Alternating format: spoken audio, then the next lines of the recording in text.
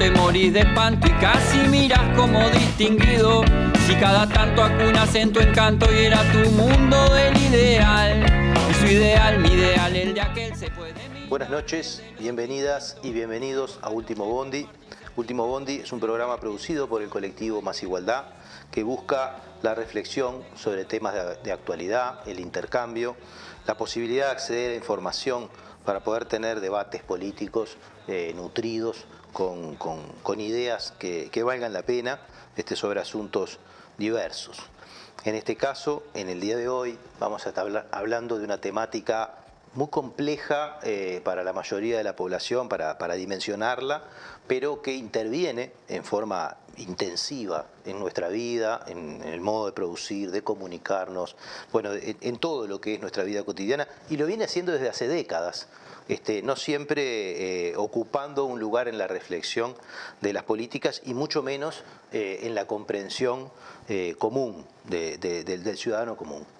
Vamos a estar hablando de telecomunicaciones con una perspectiva de análisis, dijimos de llamarle telecomunicaciones un asunto de soberanía, pero vamos a tomar esta idea como una excusa para también aprender un poco sobre esta temática. Como siempre nos acompañan en este caso un invitado y una invitada que durante estos minutos nos van a brindar un montón de información y de reflexiones que esperamos sean de interés y que puedan servir para comprender mejor la temática.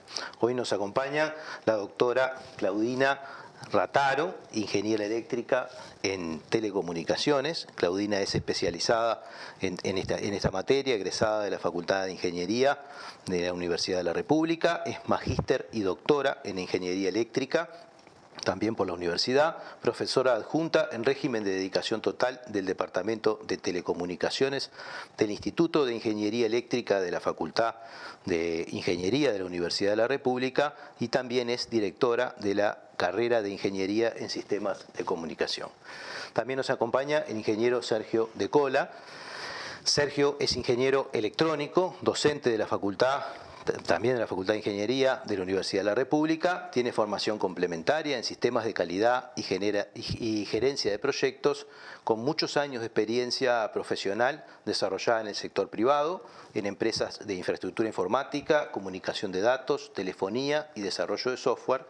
También es consultor en telecomunicaciones para varias empresas locales y regionales. Fue director nacional de telecomunicaciones de 2011 a 2015 y actualmente se desempeña como consultor en telecomunicaciones en el sector privado. Bienvenidos, bienvenida, bienvenido. Muchas gracias. La pregunta disparadora que podríamos empezar a hacer, bueno, es ¿cuál es el papel de las comunicaciones en la vida actual y qué son las telecomunicaciones, ¿no? De una manera u otra. No sé quién quiere arrancar. Sergio. Arranco. A ver, la palabra telecomunicaciones significa de alguna manera tele, distancia, comunicación, es la comunicación que entendemos en términos normales, ¿no? y coloquiales. Entonces, todo lo que sea en principio comunicación a distancias entraría dentro de este paraguas de definición. Sin embargo, digamos, normalmente se restringe este concepto a lo que tiene que ver con comunicaciones vinculadas al uso de medios, digamos, tecnológicos para realizar esa comunicación. De hecho, si vamos, por ejemplo, a la definición de la RAE, que me traje copiada, pues, para hacerlo textual, dice que es un sistema de transmisión y recepción a distancia de señales de diversa naturaleza por medios electromagnéticos. Hay otra definición que es más abarcativa, que cubre un poco más, que es la definición de la Unión Internacional de Telecomunicaciones, que es un organismo de las Naciones Unidas que justamente se dedica a nivel internacional a tratar estos temas, tanto desde el punto de vista normativo, estableciendo estándares, como desde el punto de vista de impulsar el desarrollo de las telecomunicaciones en los distintos países del planeta. Y ahí se define como toda transmisión, emisión o recepción de signos, señales, escritos, imágenes, sonidos o informaciones de cualquier naturaleza por hilo, es decir, por cable, radioelectricidad, medios ópticos u otros sistemas electromagnéticos. Entonces aquí tenemos claramente vinculado la transmisión y la recepción de información de distinto tipo, como por ejemplo puede ser este propio programa, ¿no? Una señal de video con audio, imágenes en movimiento y audio y sonido que se transmite a distancia por algún mecanismo. Y ahí podemos, digamos, distinguir el medio físico en el cual ocurre eso, porque sin duda influye en particular, por ejemplo, los aspectos regulatorios. Hay medios físicos que son, digamos, que requieren regulaciones distintas. Básicamente se clasifican en los que son alámbricos, es decir, que hay un cable de algún tipo. Antiguamente los cables eran de cobre y lo que se llevaba eran señales eléctricas. Hoy es más común encontrar la fibra óptica y usar la luz como medio de transmisión de esa información. Y están los medios inalámbricos que en las últimas décadas son, se puede decir, la estrella en esto, ¿no? La vedette en todo esto, que son los que permiten los dispositivos móviles, los teléfonos celulares, las tablets y toda la comunicación inalámbrica, que tiene la gran ventaja de que no necesitas estar en un lugar fijo, que te llegue un cable para poder estar comunicado.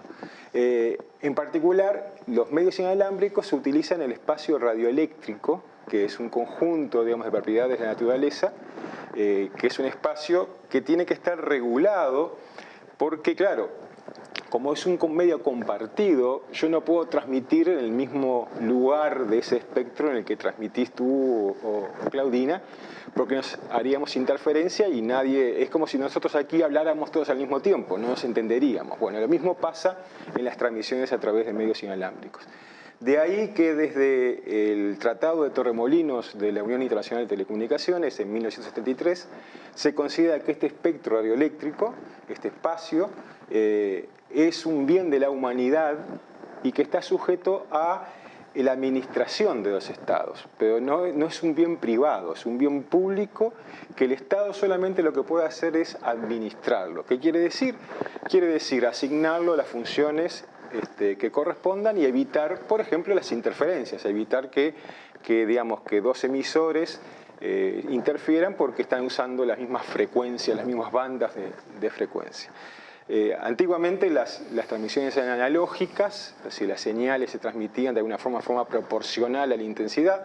Por ejemplo, aquí tengo un micrófono, este micrófono lo que hace es convertir el sonido que sale de mi boca, de mi voz, en señales eléctricas que viajan por el cable del micrófono. Bueno, esa forma de transmitir se llama analógica porque si yo hablo más fuerte, la señal eléctrica que se genera es más fuerte y así se decodifica en la otra punta donde hay un dispositivo inverso, el parlante, que genera de vuelta las ondas de presión del aire que permite que las personas escuchen lo que yo estoy diciendo.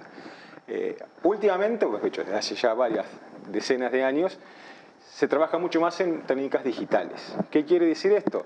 Que en vez de hacer esa proporcionalidad entre la señal que origina el fenómeno físico con la señal que le va a transmitir, que va la electricidad o la luz, se trabaja en números, o sea, se convierte todo eso a números y se transmite como una colección de ceros y unos. Todo el mundo habrá quizás escuchado hablar de ese famoso tema de los ceros y unos, que en definitiva son formas de representar números que tienen la propiedad interesante de que permiten hacer redes mucho más seguras, mucho más confiables en realidad, en el sentido de que no están tan propensas a recibir interferencias y entonces eso permite una mejor calidad en la información, cosa que es útil para el audio y para el video y es esencial cuando se trata de otro tipo de informaciones. Esta necesidad del mundo digital claramente nace con el advenimiento de las computadoras y las redes de computadoras, donde claramente mover información de tipo contable, de tipo, no sé, textos y demás, tiene que ser exacta, no puede ser aproximada porque si no tendríamos problemas, ¿no? Y finalmente decir algo acerca de las redes de telecomunicaciones, capaz para que la audiencia comprenda. Las redes de telecomunicaciones son justamente sistemas que combinan recursos tecnológicos para permitir esta comunicación. Y se puede identificar dos tipos, las redes fijas y las redes móviles, que están también vinculadas con el tipo de tecnología que van a usar para hacerlo. Las redes fijas, como su nombre lo dice, el dispositivo que va a conectarse a los servicios tiene que estar en un lugar fijo. Por ejemplo, una computadora en mi casa. Está siempre en el escritorio, yo lo conecto a mi punto de acceso a la red, a la red de internet en particular en la actualidad, y desde allí me conecto. Y después están las redes móviles, que son las redes, por ejemplo, de los teléfonos celulares.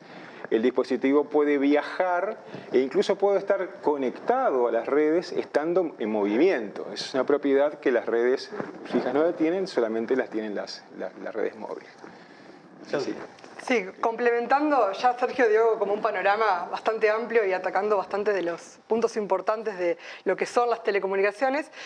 Yo quisiera complementar, como bajar un poquito más hacia tierra, ¿dónde están las comunicaciones hoy en día? Mejor dicho, a mí me gusta referirme a los sistemas de comunicación, porque no solo ya se trabaja en la transmisión y en la recepción de la comunicación, sino también en el procesamiento y el análisis de la información. Esta información, como ya decía Sergio, puede ser audio, video, datos, etc. ¿Y dónde están? Bueno, ya Sergio mencionó algunos casos como la telefonía celular, ¿no? Cuando usamos el celular para muchas cosas, para mensajería, para una llamada, para revisar las redes sociales, para mirar un video, ahí estamos usando un sistema de comunicación. Después en definitiva cuando usamos internet, ¿no? Por ejemplo, ya sea teniendo una clase a distancia, una reunión en el teletrabajo, o otros temas, por ejemplo, en la agricultura también se usa un sistema de comunicación, por ejemplo, para que los productores puedan hacer una producción más eficiente. Ahí se está metiendo, ya se metió hace rato el tema de Internet de las cosas. Entonces, lo que quiero dejar con esta intervención es que los sistemas de comunicación están básicamente en nuestra vida cotidiana, ya en todas las personas, de todas las edades, y muchas veces no solo somos las personas, los usuarios finales de las comunicaciones, sino muchas veces son máquinas las que se están conectando y comunicando. ¿Tá? Eso es como también algo que ha cambiado en los últimos tiempos. Ahora, vos hablabas hoy al principio de que había, porque uno cuando piensa esto desde la falta de información o desde el desconocimiento, en el fondo técnico del asunto, lo que es lo más habitual a la enorme mayoría de las personas, uno ve como todas estas cosas como infinitas, ¿verdad? Sin embargo, vos hacías una mención a algo que me parece muy importante, porque creo que es objeto de gran discusión política y de gran problema comercial, empresarial y económico, que es la finitud de alguna de estas cosas, y en particular me dio la impresión de que esta discusión, cuando entramos en la era digital, se vuelve particularmente álgida, ¿no? Y está sobre la mesa, ¿no? ¿En qué medida esto es así? En particular, yo me refería al punto del espectro radioeléctrico, que es necesario, es básico para las redes móviles, pero también es básico para otros servicios. La televisión abierta, la radio en particular, usan el mismo espectro. Ese espectro, como decíamos, tiene que ser utilizado por un solo emisor por vez, por lo cual no es que cualquiera puede alegremente empezar a dar un servicio de ese tipo, sino que el Estado tiene que regular a quién se lo asigna.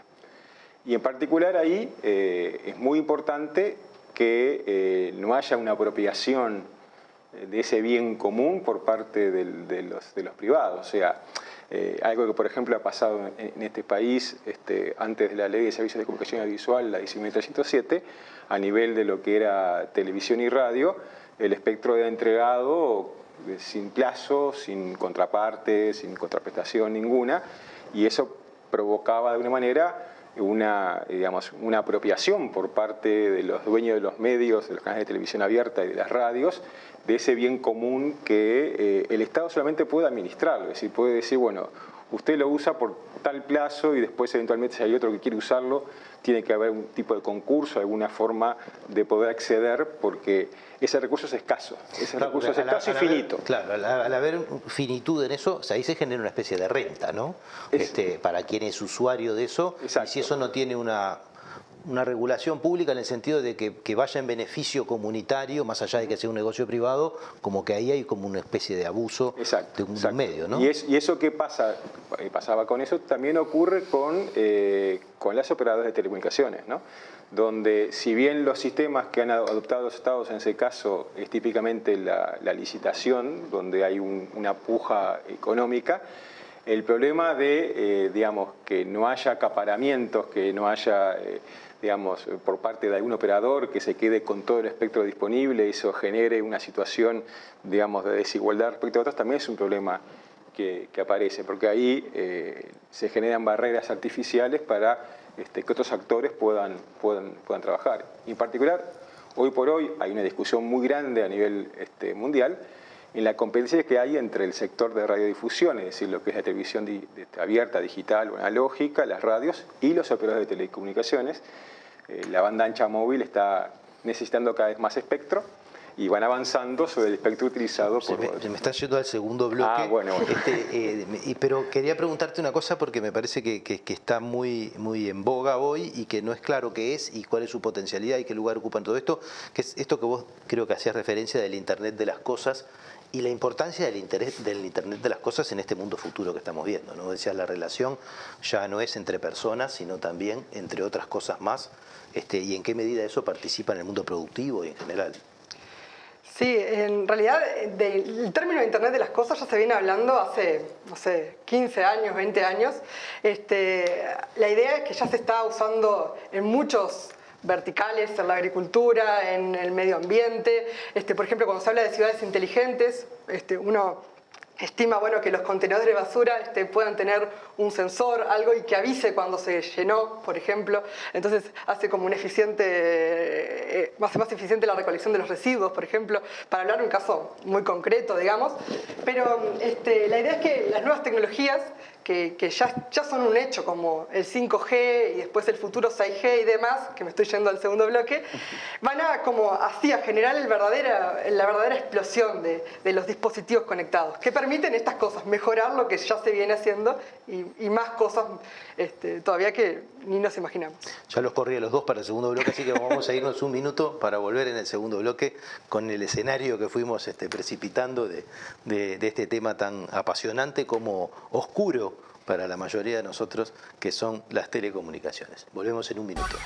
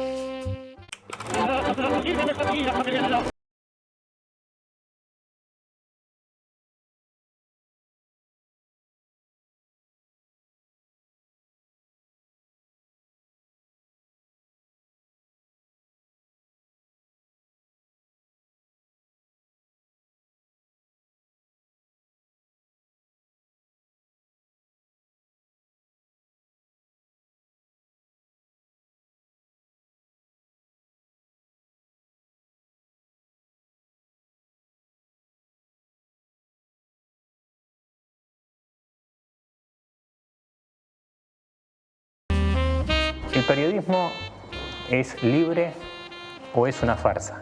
Así lo decía Rodolfo Walsh. Apoyá el periodismo libre. Apoyá Caras y Caretas.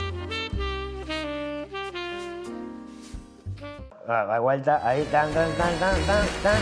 Es un honor formar parte de Caras y Caretas TV, donde hay lugar para todo tipo de contenido y también para el humor. ¡Sumate!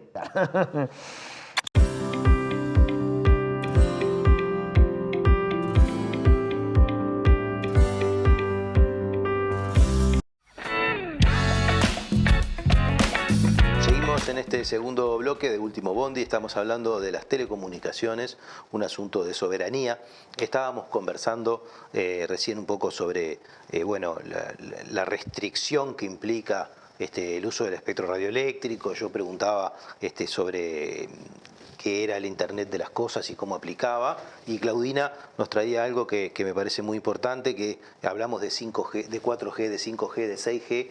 De 6G yo realmente no había escuchado hablar todavía, pero me viene muy a cuento en el sentido de que viene después del 5. Es lo que viene después del 5 seguramente, ¿no? En eso tenía una breve orientación, una intuición, pero bueno, desarrollemos un poco esto, porque un poco en este bloque queremos ver hacia dónde está yendo el mundo en todas estas cosas, para después volver a retomar esta discusión que teníamos al principio, ¿no? Sobre la dimensión política del asunto y el interés nacional y demás cuestiones. 5G. Bueno, para hacer una breve como introducción, digamos, la 5G viene a ser la evolución de las redes 4G, LTE, que ya tenemos en Uruguay y en el mundo en los últimos años y ya estamos acostumbrados a utilizarlas, ¿no? Uno dice a veces, bueno, ya se inventó todo las telecomunicaciones porque ya podemos hacer muchas cosas, ¿no? Pero no, cada vez se siguen creando más tecnologías y cada vez las transformaciones también son más bruscas, también más disruptivas. Por ejemplo, a mí, antes de comentar de 5G y por qué el porqué de la tecnología, me gustaría como mencionar cómo se espera que sean los servicios de comunicación a mediano plazo. No estoy hablando a largo plazo, estoy hablando... Nadie habla a largo plazo. Claro, en los últimos años, en los próximos años. ¿Tá? Por ejemplo, el video. ¿Tá? Yo me voy a concentrar, podría hablar todo el día, pero me voy a concentrar pensé unos casos para comentar. El video no lo puedo dejar de mencionar porque es la mayor parte del tráfico que cursa las redes de comunicaciones hoy en día, ¿no? Entonces, decimos, bueno, tenemos video de alta definición, no sé qué, ahora estamos hablando de video 8K, que 8K es como muchos frames por segundo, muchísimos. Entonces, uno dice, ¿para qué tanta súper alta definición? El ojo no la puede ver, ¿no? Claro, No puede distinguir. ¿para qué? ¿No? Pero la idea es que vamos a consumir el video de manera diferente. ¿A qué me refiero con esto? La idea es que, por ejemplo, que vamos a sentir como que estamos adentro del video de manera virtual. Por ejemplo, mirando un partido de fútbol, uno va a sentir que está dentro de la cancha y que va a elegir qué parte quiere ver ahora. Como yo estoy mirando y quiero mirar para acá, entonces el video le va a tener que mostrar, la red va a tener que entender dónde quiero ver yo y me va a tener que mostrar ese video, esa parte del video. Va a aumentar los infartos cardíacos. Sí. Entonces ahí hay como mucha cosa, porque una forma es temas de desafíos de ancho de banda que va a tener que mandar la red, o de latencia y de inteligencia, de poder entender cuál es el comportamiento de este usuario para poder anticiparme y saber qué flujo de video le tengo que mandar en cada momento y ya, digamos, con cierta latencia. Entonces ahí empiezo a mencionar conceptos de latencia, de ancho de banda cada vez más exigentes. Después otra cosa que a mí me parece innovadora para comentar, que yo también es un hecho, es el internet táctil, digamos, o sensorial, mejor dicho, que ahí la información que se transmite a la red son los sentidos. ¿Tá? Y en esto se ha avanzado muchísimo con el tacto y se están haciendo avances con otros de los sentidos. ¿Y para qué uno dice, bueno, para qué voy a transmitir el tacto en una red? Por ejemplo, cuando uno habla de cirugías a distancia, que ahí el cirujano sienta, por ejemplo, la fuerza que tiene que hacer para cortar. El paciente está en otro lado, a distancia, como hoy mencionaba Sergio. Entonces, para sentir la fuerza que tengo que hacer al cortar, bueno, se tiene que poder transmitir con ese robot médico que va a estar del otro lado haciendo la cirugía, digamos. Después, ahí bueno, hay mucho tema de delay también, de latencia. Después otra cosa es el monitoreo de las plantas industriales, la industria 4.0, que mucho se habla. Ahí hay temas de Internet de las cosas, pero también un tema que está muy en boga ahora es el tema de los gemelos digitales, ¿no? Cuando una planta es súper compleja o es de difícil acceso, lo que se espera con los gemelos digitales es tener como una imagen de realidad virtual que tenga una parte de la planta o la planta donde la persona manipule, claro, y eso se impacte, y eso tiene que ser en el momento y tiene que tener alta confiabilidad esa transmisión, porque esa acción que yo hago tiene que traducirse en una acción a la planta verdadera, digamos, en el proceso industrial. Entonces ahí hay temas también de latencias y demás y de alta disponibilidad. Bueno, esto tiene de la mano una investigación sobre el funcionamiento del ser humano que asusta, ¿no? Sí. Esto que decías vos, ¿no? Emociones, sensaciones, tacto, y todo eso pasado por un sistema de inteligencia artificial que te predice, te anticipa, ¿no? Hay un mundo de negocios acá gigantesco, ¿no?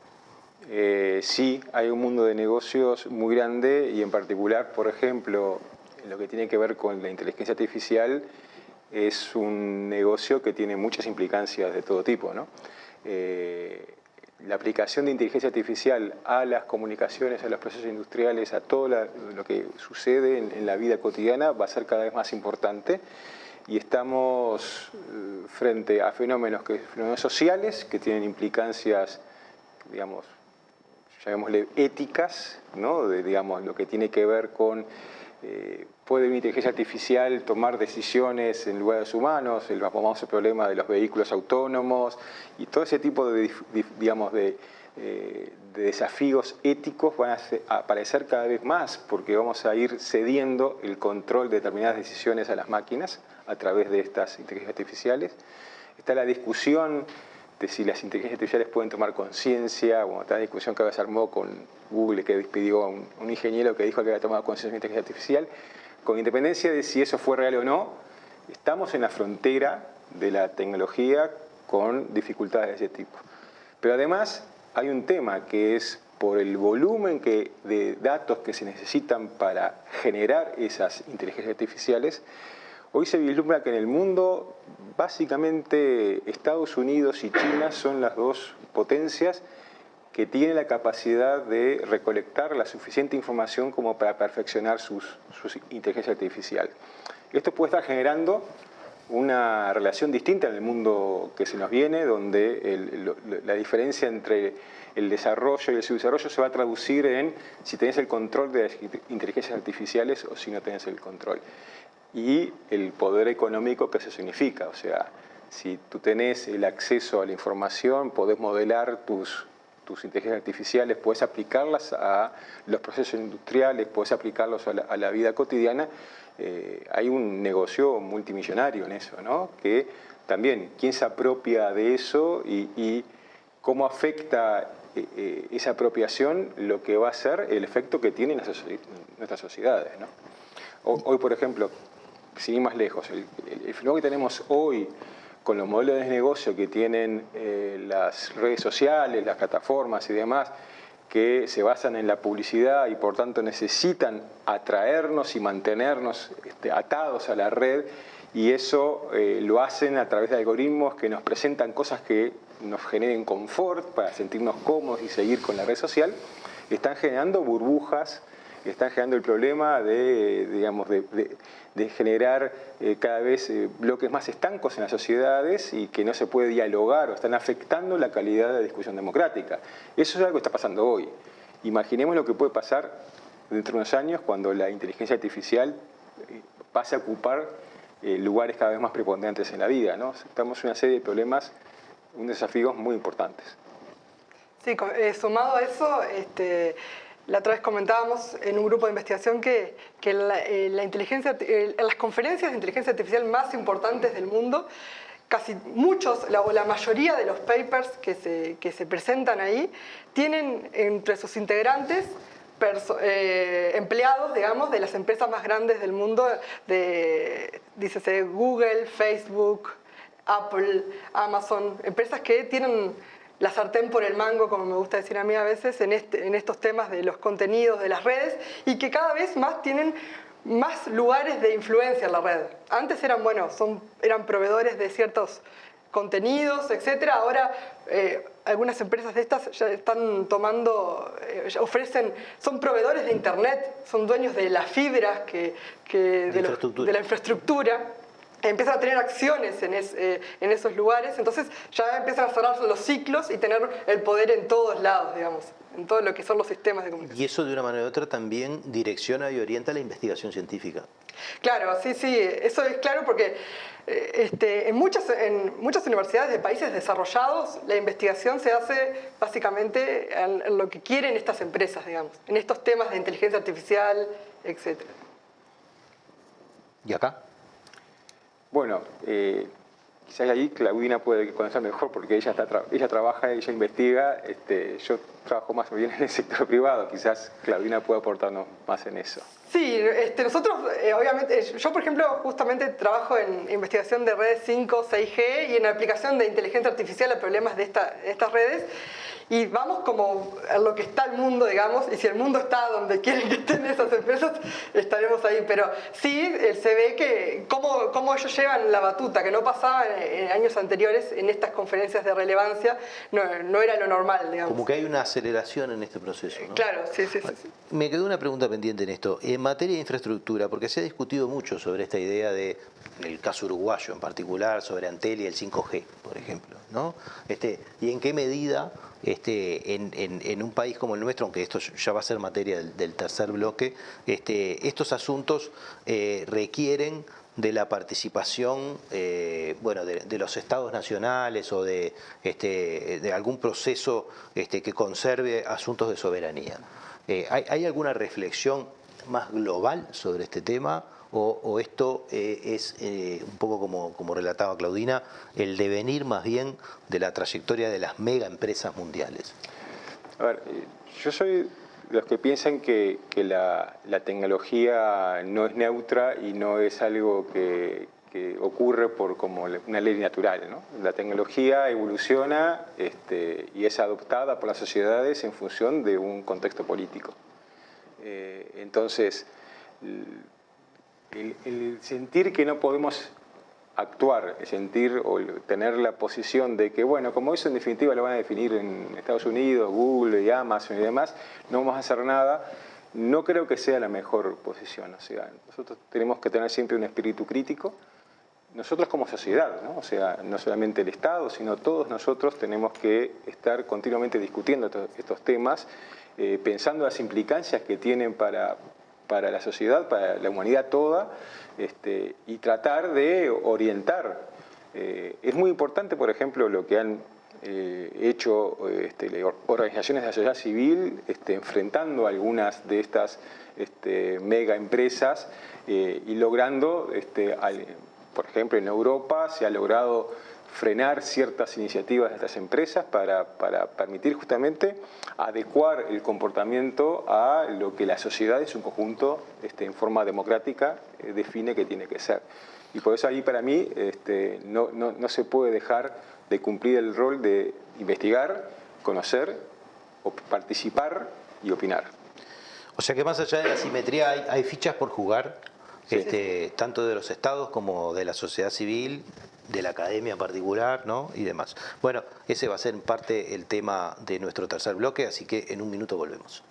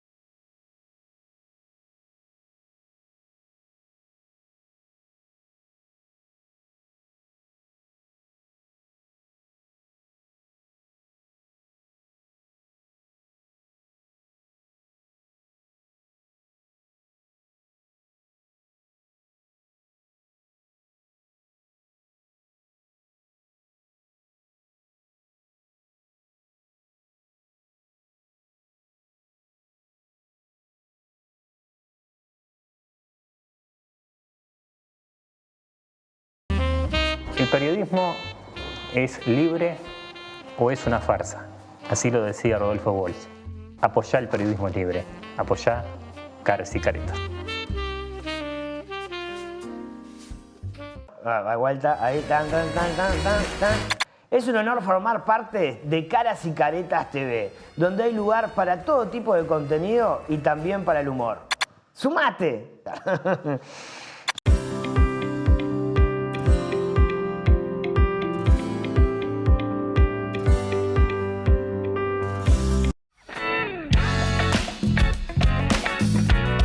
En este tercer bloque de Último Bondi estamos hablando de telecomunicaciones, un asunto de soberanía, y quizás vamos a la segunda parte del título, un asunto de soberanía en función de todo esto que venimos conversando y toda esta información, enorme cantidad de información, que estoy seguro que si los dejo hablar del tema podría ser muchísima más, pero no lo podríamos comprender, ¿no? En un ratito por lo menos las grandes mayorías.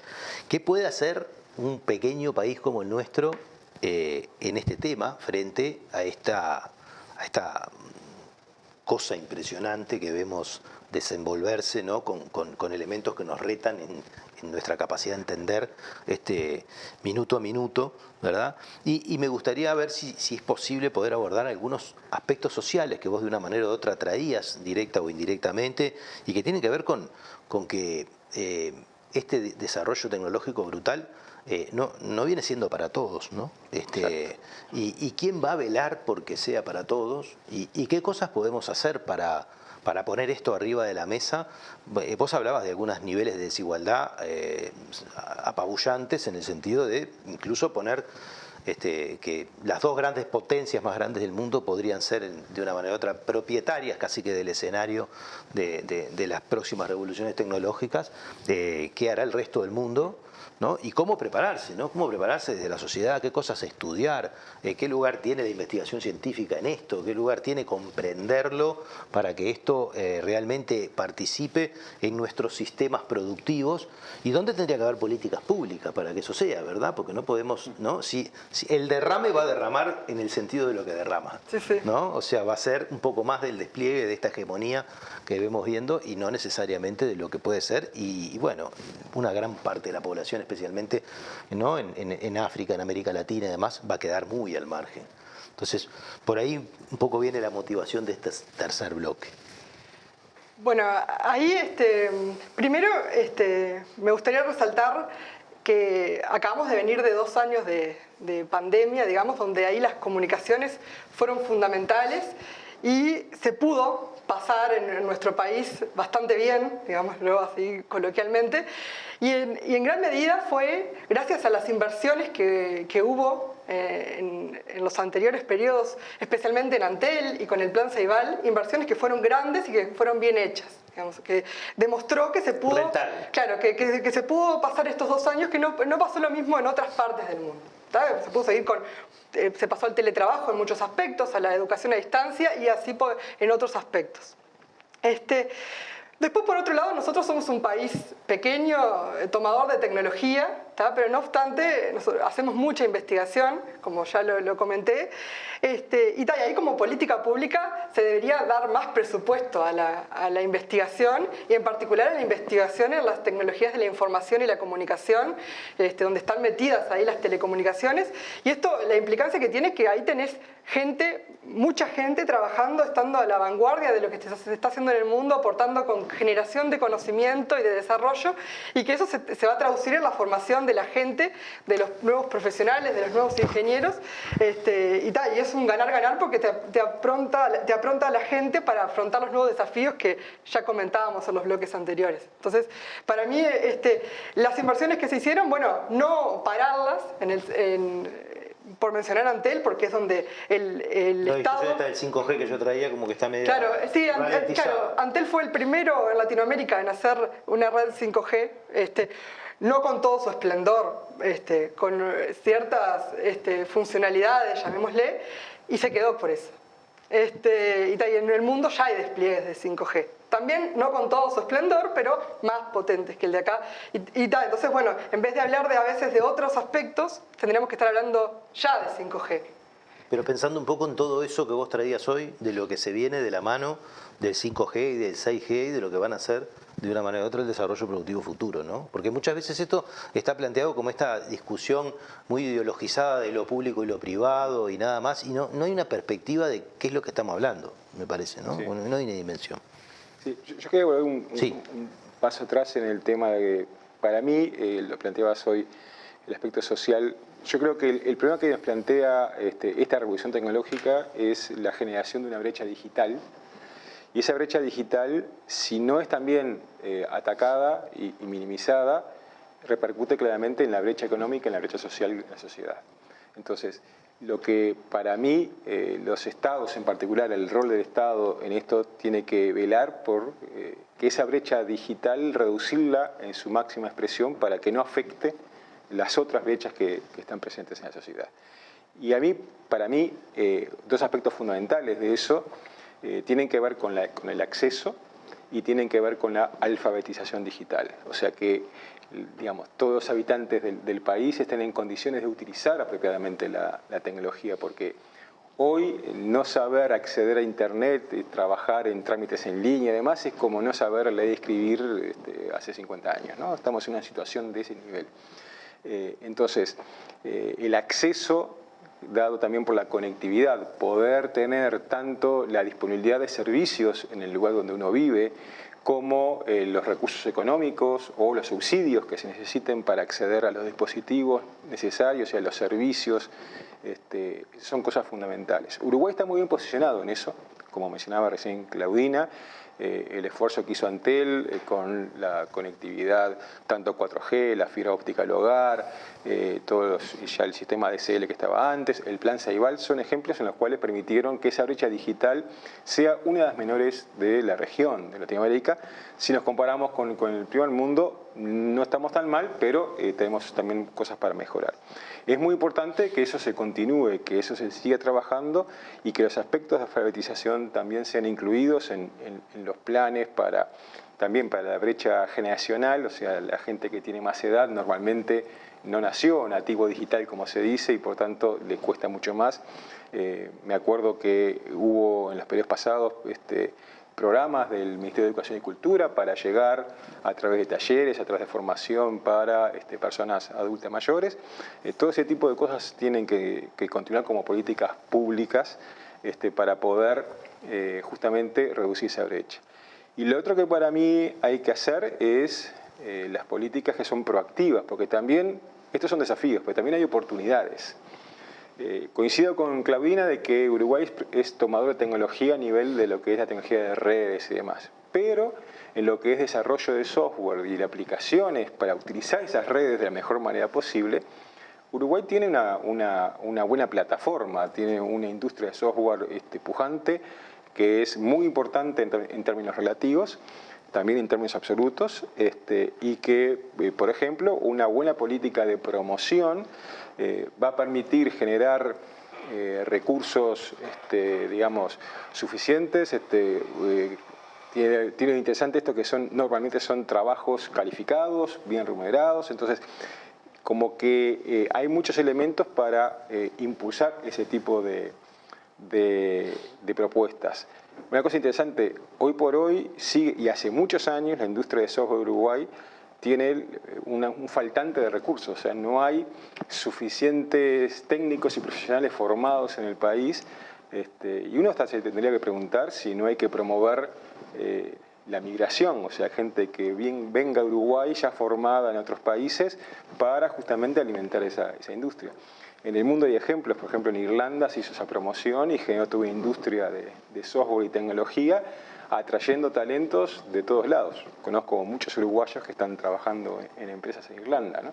Entonces, esas son las cosas que deberíamos estar discutiendo y pensando hacia adelante, ¿no? Eso podría ser parte de esto que decías vos, de los recursos disponibles para promover no solamente la formación, sino la inserción en la sociedad, ¿no? Porque estábamos hablando de que todas las cadenas productivas son transversalizadas, algunas ya con éxito, ¿no? Sí, sí. Vos nombrabas el caso de la agricultura y ya hemos conocido, ¿no? La irrupción de las tecnologías digitales, pero hay muchas otras por hacer, ¿no? Sí, no, estamos en un momento donde estamos afrontando cambios en el mundo del trabajo importantísimos. Hay trabajos que están desapareciendo, otros que están surgiendo, y ahí la base material de estos cambios están siendo las telecomunicaciones. Entonces, garantizarle el acceso, como decía Sergio, el acceso a Internet, un buen acceso de banda ancha a la población hace que pueda tener mejores accesos a trabajos de calidad, a educación, ya sea a la participación en el debate, etcétera. Por eso es que es muy importante poder lograr que se siga apuntando a eso, a disminuir las brechas digitales en el país.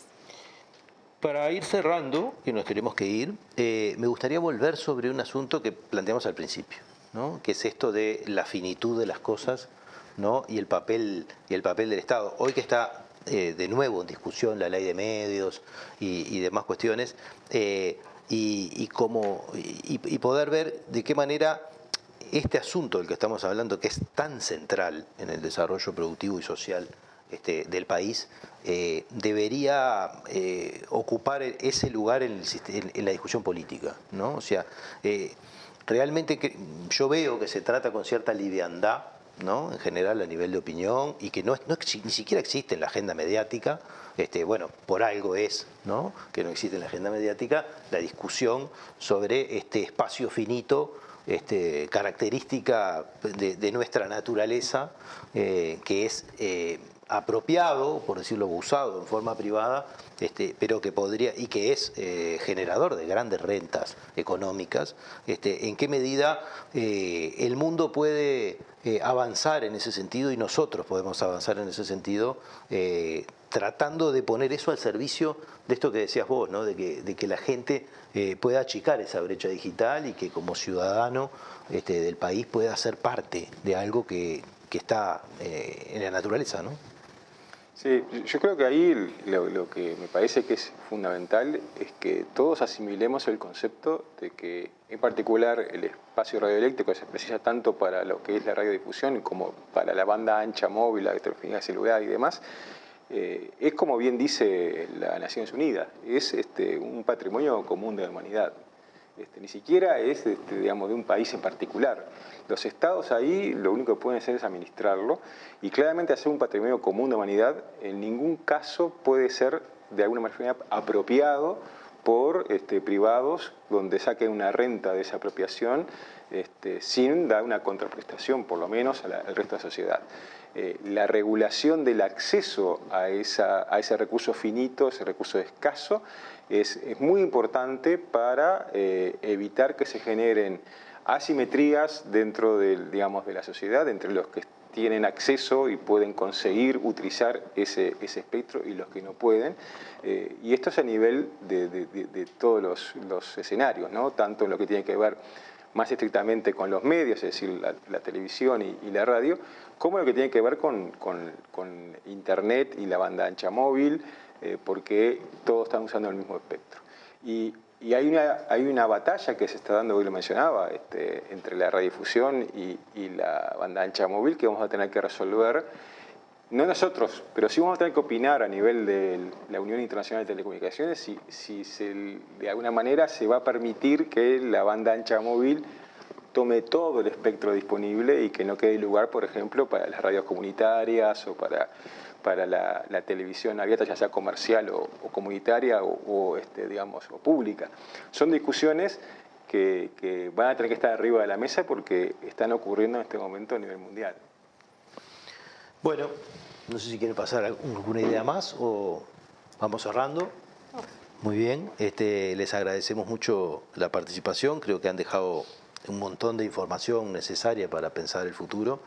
Y bueno, nos vamos nosotros hasta el próximo martes con otra propuesta de Último Bondi y a repasar un poco todos estos contenidos para seguir pensando. Buenas noches.